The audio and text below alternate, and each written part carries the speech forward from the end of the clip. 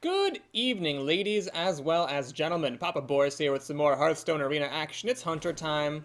Let's do it.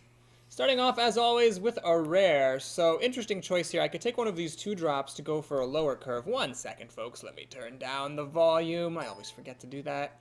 Or I could just take what is probably the best card in the abstract here, which is the Azure Drake. Hunters can benefit from spell damage. It's really nice with multi-shot and explosive shot, although it's kind of hard to pull off on explosive shot because usually if you have an Azure Drake, people will attack the Drake, not you. It's good with arcane shot occasionally, and with explosive shot, but that's a rare. Anyway, this is the best card because it draws your card, and if your opponent spends a card to kill it, you get card advantage. I will just go ahead and take the best card here. And I'll go ahead and take the best card here as well. Okay, Explosive Trap. I've talked about this before. This is a card you really need to prioritize because it's incredibly strong. And Eaglehorn Bow is an overpriced Fiery War Axe, which may now, actually, with Explosive Trap, get some extra durability. So I'll definitely take it. It's super good. Well, I've been shying away from Houndmaster. I used to think this was the bomb diggity, but then I kind of came away from it a little bit. Lord of the Arena's alright, but I'll take Freezing Trap. There have been a couple of times now where I've really wished I had it, and I hadn't had it. And now let's try actually playing with it. Now, Hunter's Mark is a card I've gotten some serious respect for because it's really good with Unleash the Hounds. It's good with Explosive Trap, which I have, with Explosive Shot, which I have. There's just a number of things that it's good with. It's good with the Eaglehorn Bow. Arcane Shot, of course, is a little bit more straightforward. It just kills a little thing. It can also burn out your opponent if you get them close. I guess we'll take the Arcane Shot, but I do have some serious respect for Arcane Shot right now. Okay, I've got two 2-drops, but they're both spells, so the Loot Hoarder is a consideration, but I don't have any 3-drops either. It's just the bow. So I'll take the best card here, I think, which is the Razorfen Hunter. Okay, oh, that's tough. Ooh. So multi-shot is, I think, a very important card for hunters to have because there are just times when you desperately need it. It's also made better by the Azure Drake. I mean, granted it's 9 mana, but still, endgame, sometimes Azure Drake plus multi-shot to deal 4 damage to 2 random things can be really strong. But Unleash the Hounds is such an insanely good card. I guess right now I currently don't have any of the combo pieces for Unleash the Hounds. I think that by itself is okay, but it's really good if you can get it in conjunction with something. And again, those things, there's a lot of things that synergize with it. The Starving Buzzard, which gives you lots of cards. Hyena can get really big pumped up. Hunter's Mark, you can let one of the hounds kill whatever it wants to. But I'll take multi-shot here. I do really hope that Unleash the Hounds comes back later. Okay, so I could take a second Explosive Trap, but it's nice to get some creatures here. We'll take an Argent Squire. I think hunters would like to have some early drops here. And these are all fine cards. Let's get some endgame in the form of the Highmane, but really any of those would have been a fine pick. Don't like Timberwolf. Don't like this guy. We'll take a Darkscale Healer, so we're getting a little bit more of a slower-paced Hunter deck. Rather than getting more removal, because I feel like I have a decent amount already, we're actually going to take the Fairy Dragon, which is one of the best 2-drops in the game. Wow, another Explosive Trap? Well, since I am a hunter, I kind of want to get this wolf. Bad buffs are better than no buffs. I currently have no buffs at all. And it is a beast, which can come in handy sometimes if I pick up a buzzard later on. Okay, the Houndmaster is still a bit tenuous. I mean, it's great with the Highmane, and it's great with, well, it's okay with the wolf. There's also this Piglet here. The boar is a beast. But let's take the Wolf Rider. It's a bit more of a consistent card. Okay, here I think is where I'll take Unleash the Hounds. I think it's just a legitimately good card that I'm always happy to have one of. I don't want more 2-drops at this time. We'll take some more removal then. Oh, Cult Master. Actually, Cult Master is good with Unleash the Hounds, so I will take that here. Spiteful Smith. Okay, so tracking could be good. It's like a 1-mana cycle, but it's better because, of course, because you get to keep whatever card you want. But I kind of like the idea of a Spiteful Smith here because it can be handy with the Eaglehorn Bow, especially if I get the Eaglehorn Bow to refresh, things start to get really crazy. Plus a 4/6 for 5 mana is fine. I've been seeing a lot of mages, and it's nice to have some survivability against them.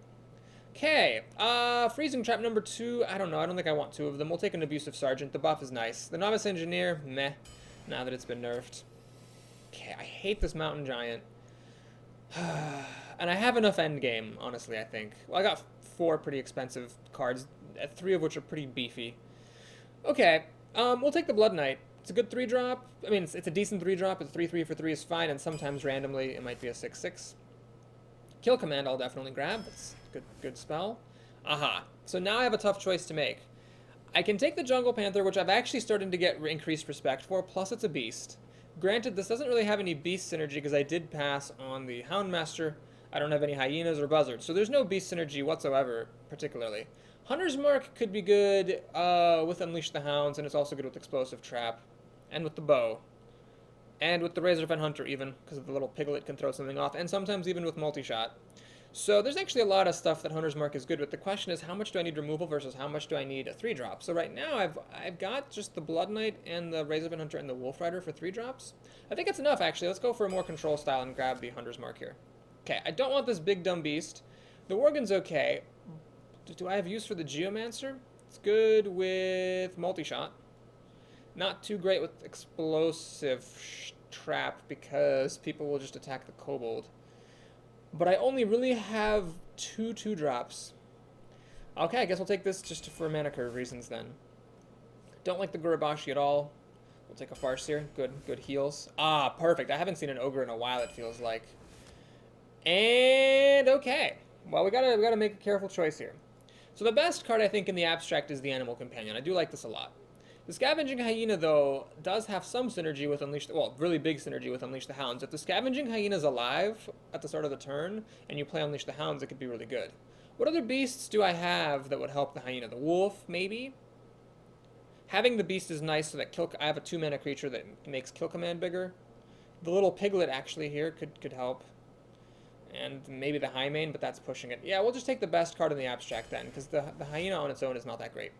Well, like I often say, good 4-drops win games, and the Chillwind Yeti, it really helps me out here. The Tundra Rhino. I don't think I have enough beasts. I mean, a charging Savannah Highmane is great. I think I'd rather just take another good 4-drop. And I notice I'm passing a lot of these explosive traps. There are definitely times where I have one and I'll wish I had another one, but I think good creatures matter more to me right now than good spells. Well, this stuff is... The Leopard Gnome is playable, but this is not really an aggro deck. We'll take another Kill Command. And Explosive Shot, yes, I don't need 2 drops badly enough. We'll take Explosive Shot, that's really great. And I did take a Hunter's Mark, which is great with Explosive Shot. So the idea is that, you know, there's the minion that has 5 health, and then the minion next to it, whatever it is, you put Hunter's Mark on it, and then kaboom, Explosive Shot, and you're not down a card. Well, I'm gonna go ahead and open my mouth wide so I can stick my foot in it. I think this is a solid deck. I think it's good. I think I can make it to 6 wins with this deck. Because it's got almost really it got no bad cards. There was no point here where I was whining about like a pack full of bad cards. It's got a fine curve, I think. It's got lots of removal and a decent amount of endgame, so I really just think this is a good deck. And watch me now like lose a 1 and 3 with it. Christor the Rogue is our first opponent, and we start off with the curve. And this is great. I mean, these aren't like the high power creatures by any stretch of the imagination. But this is a 1-2-3 curve, which is what you want when you're the first player, so that's fine. The only, of course, the only problem is that I am up against a rogue, so for that reason, I wouldn't want to be the first player. But now she can coin out a Defias Ringleader. If she does, the Divine Shield will get to kill off the bandit at least. So I'm fine. All right, she doesn't even have that. Perfect. We'll just play the Geomancer then. Curve out nicely here. She can make a dagger and ping the Argent Squire, but then I'm still hitting for 3. I actually hope she leaves the Divine Shield on, because if she does, then the Blood Knight will suck it up. Oh my gosh, this is excellent. Okay, so I don't think I've ever actually done this before, folks, but I get to live the combo dream here. We're going to play the Blood Knight.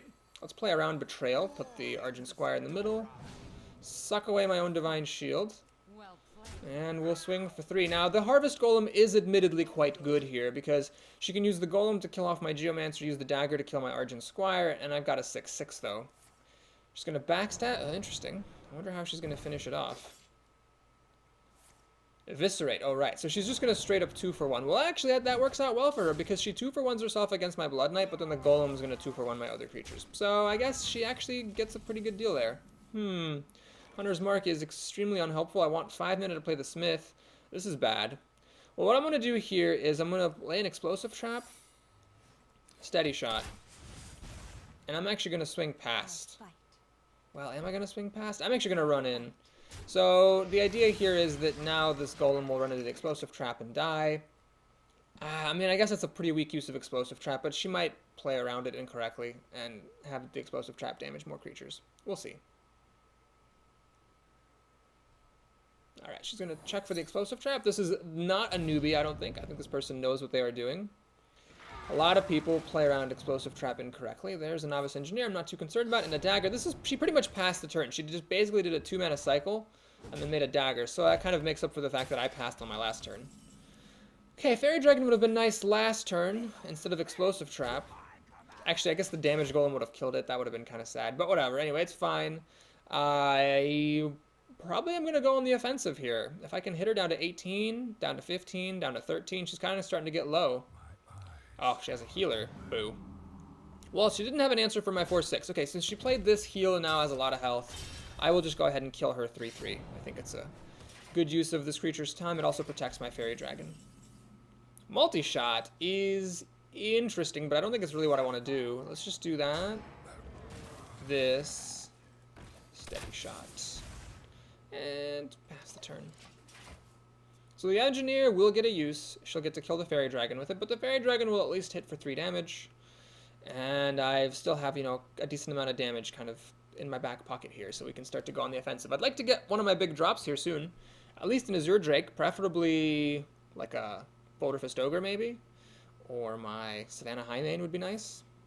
Deadly Poison will allow her to kill the Fairy Dragon while preserving the Novice Engineer. Seems fine. Oh no, she's going to kill my, right, Spiteful Smith, obviously, yes, what am I talking about? And the Raging Worgen, well, might have to do multi-shot here, especially because I have nothing better to do. So this Novice Engineer enabling my multi-shot. She's going to play Crazed Alchemist. Ah, well, that's okay, I think. Do I play Sen'jin or multi-shot? Can't do both. Huh. I think I'd rather play the multi-shot. Let's, kill that. Multi-shot. Kill 2 creatures. Swing. She can now, of course, kill this with Deadly Poison, but then she'll go to 15. This is going to put her down to 12, or down to 10, and then that means it takes me 5 steady shots to kill her. Oh, she has a Boulder Fist Ogre. That is extremely unfortunate. That's kind of what I'd like to have. Oh, no. Am I going to have to 2-for-1 against that thing? Ah, okay, we'll do this. This is a little bit risky, but I will do it. So I'm going to Hunter's Mark on this Ogre and hope that I can trade my Sen'jin into it and draw a card off the Cult Master. Now, there's a lot of things that can go wrong. Backstab for the Cult Master, for example, being a prime one. And then I'll be down a card, and then I'll probably lose the game. But if the Cult Master is able to survive an attack, I actually have a pretty decent chance of winning. All right, that's good. Ah, Freezing Trap would have been amazing on my last turn. Damn it. If only I had Freezing Trap for the Boulder Fist Ogre, that would have been perfect. Now she gets to kill my Cult Master, so the Wolf Rider's being very good for her here. Oh, please attack me. No, no, no, attack me, be dumb. Be dumb and attack me, I command it. No, attacking me would be a terrible decision here. She's got to kill the Cult Master because it deals 4 damage to her. She can't afford to take... Wow, she's going to go down to... Wow, that was a mistake. She really cannot allow me to do this much damage to her. So we're going to go ahead and swing. Now I have to think carefully. I got 2 kill commands. I could hold out for a beast or I could just play him. So this is 6 damage plus another 2. That's 8 damage, so it's not really enough to kill her. So what I'm going to do here is lay a Freezing Trap. And I'm not going to commit these, because I don't kill her yet. Even if I play both of them in Steady Shot, that's only 8 damage. So I really wish this were an Explosive Trap, unfortunately. That would be a lot better. Kind of regret passing on those Explosive Traps now. But I've got decent odds of winning, because now if I can just get any source of damage of any kind, either a Beast to make kill commands better, or Arcane Shot, I have the kill. So she's going to replay her expensive Raid Leader, Wild Pyromancer. And I have so much health, I can survive for at least a couple of turns, so I've got quite a few chances here to draw another out. Plus, I mean, Steady Shot is dealing damage to her every turn, so she's going to be in trouble very soon. Okay. 3 plus 3 is 6, 6 plus 2 is 8. So I don't kill her, so I am going to do this. Dark Scale Healer. I'm not going to pass on a chance to use Steady Shot, so we're going to do this. So it's kind of, this is what I call a ghetto kill command. It's when it's being buffed by spell damage rather than by a beast. So now I'm threatening the kill with kill command. There's really no way that I can think of that she can actually kill me right now. She's got 7 damage on the board. I'm down to 14. Really, I don't see how a rogue's going to do 14 damage with 3 cards. And then kill command gets the win. So yeah, that's that. I mean, of course she could life heal, but Steady Shot just keeps bringing her down. That's so much of what I like about the Hunter, is the steady shot, even though it doesn't affect the board, it really does, like, it's just good. It's a good hero ability. I used to just be opposed to it on principle, but like the fact that you can just whittle your opponent down is really, really nice. You kind of sacrifice an early disadvantage at the start of the game in exchange for a really big advantage at the end of the game to pull out the drawn-out fights. Now, of course, against warriors and priests, your hero ability is negated. I would say that hunters have a particularly tough time against priests, because priests have a choice. They can either negate your hero ability or they can heal their creatures. So they get to have their cake and eat it. They counter your hero ability, and they actually affect the board. Warriors also are a tough time. Druids are a bit tough just because, you know, they cut in half how much damage you deal to them per turn, while dealing basically the same amount of damage to you per turn. When a druid and a hunter each use their hero ability to attack each other, they basically deal 1 damage to each other per turn. But against all the other classes, so that's 6 out of 9 classes do not have a built-in heal. Hunters, I think, have this really nice, like, innate advantage where if their cards are good enough early in the game, then late in the game they can really clinch the win and have good consistency. Okay, we are up against another rogue, which I'm happy about. I'd be even happier if I could go second, so I could get the coin. And I do. And honestly, I'm not really complaining or anything. I've been very fortunate in recent history. Unleash the Hounds, I'm gonna mulligan. I'm gonna mulligan the multi-shot. I might regret that, but I want some plays, and I got some. Now, this is actually kind of an awkward curve, because the Wolf drops down as a 2/2, it's got nothing to buff, and then the Earthen Ring Farseer is gonna be a waste. And then the Cult Master could just be totally irrelevant if these creatures end up dying. But still, I'm gonna do that. I'm not gonna coin the Wolf out. That seems a little bit premature. A good rule of thumb is if you have a 1-mana removal spell, it's generally not a good idea to coin out a turn 2 or a 2-drop, because you could just play it on turn 2 and then coin the 1-mana removal spell anyway. And if you end up doing that, then what happens is that had you coined out the creature earlier, all it would have done is deal 2 damage. Okay, let's see what she wants to do. Backstab, of course, is the best card she could hope for. It would let her kill my wolf and still do everything else. God damn it. Oh no, she doesn't have it. She has Elven Archer. Well, that's pretty annoying too. She still gets to kill the wolf. It deals 2 damage to her, but she gets a creature out, so yeah, it's kind of irritating. And I am going to waste the Earthen Ring Farseer rather than play one of these traps. I could play the Eaglehorn Bow to kill the Elven Archer.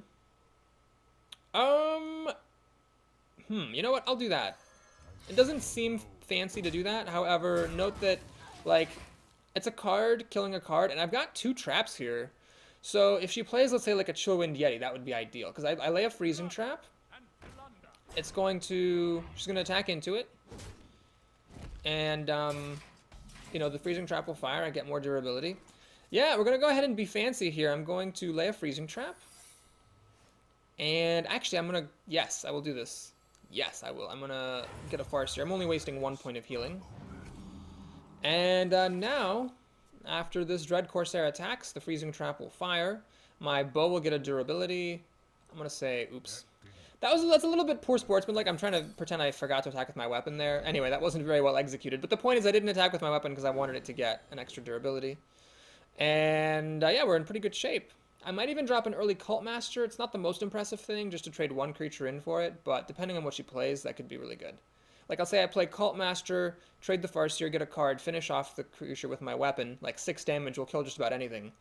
And then I'm in good shape. Of course, if she has Backstab, she could do whatever else she wants, plus use Backstab plus the dagger will kill my Farseer, and she could do whatever else. She does not have Backstab, though. That's excellent news. So what I'm going to do here is play the Cult Master. Trade my Farseer in, draw a card. Always draw cards first. Multi-shot, that's nice. And I will use a Tick of the Weapon. I've got full health here, so I don't mind about the damage. She's demonstrated a lack of backstabs for a couple of turns now. Didn't use backstab on my wolf. Didn't use backstab last turn on my Farseer when it would have been handy with the Wicked Knife. So I don't think this is going to die to a backstab, unless, of course, she top-decked one. And if she replays that pirate, I can just kill it with my Eaglehorn Bow. Unfortunately, I have a handful of spells. So I guess this kind of shows why I passed on some of those explosive traps in favor of creatures. I mean, I really do need more creatures here.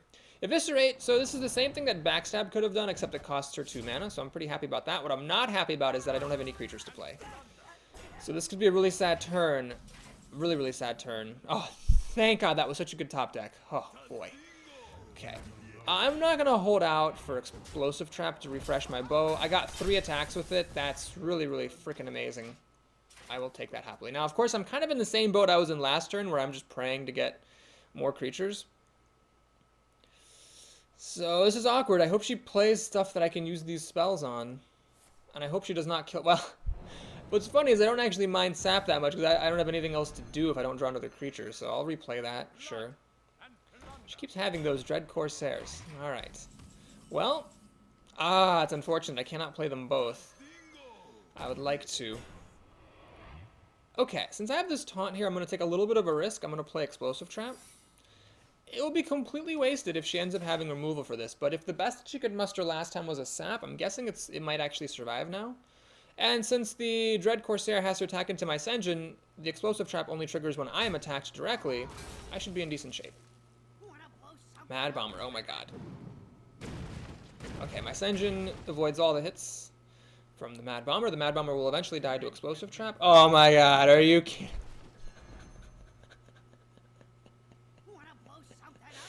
Oh my god, Mad fucking Bomber. Well, she fails horrifically. I'm gonna give her a sorry. I hope she I have been given some feedback, which I take seriously, which is that I've been maybe a little bit oversensitive about getting pissed off at people for how they use emotes, and I can see that maybe I've been a little bit oversensitive about people emoting sorry. So I'll try to use it myself. I do believe you can be sincere about that. You know, I'm genuinely sorry that she played Mad Bomber twice and it sucked. Okay, so Hero Senjin here dodging all the Mad Bombers. What do I do? Well, one thing I could do is I could just keep attacking. The idea being here that I don't care if she kills this with an Eviscerate or something, or with a deadly weapon, because this Explosive Trap was going to kill whatever she plays. So I kind of almost don't even want to play a Senjin, because I don't want her to attack into my stuff. I want her to attack into Explosive Trap. Now, of course, I could just play Multi-Shot and play a Senjin. Like, that's also pretty good. Kills her stuff and gives me another creature. I could play Darkscale Healer to heal my guy, but that's kind of like forcing her to attack into it. It's a tricky situation here. Yeah, let's just use Multi-Shot. I'm not sure it's ever going to be good anymore. So we'll drop Senjin number 2. And, okay, I think if I can attack with these 2 guys, I'm going to have a really good chance of winning, because this is 6 damage down to 14, down to 12, down to 10, down to 8, and it's 4 more steady shots to win the game. Okay, this bear I'm not that scared of. That raptor I'm not that scared of, especially because they both died to Explosive Shot. I like using Explosive Shot a lot. It's a really good rare, I think, because it can't target the enemy hero, so you always feel pretty good using it to kill minions. She seems to have an Eviscerate for this. I don't know what that was. I have no idea what just happened there. Unleash the Hounds for 2 Hounds? I could play it first and then Explosive Shot, basically deal like 2 extra damage. Is that worth it? Okay, I'd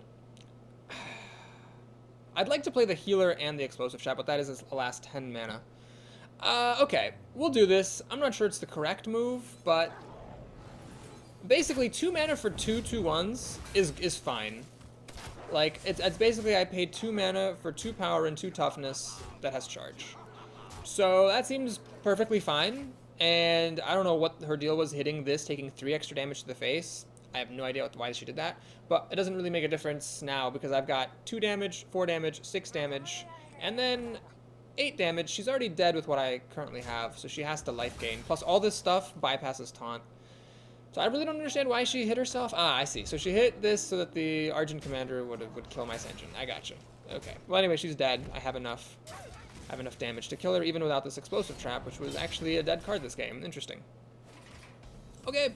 Well, Svenna Highmane. Thanks, but no thanks. And GG.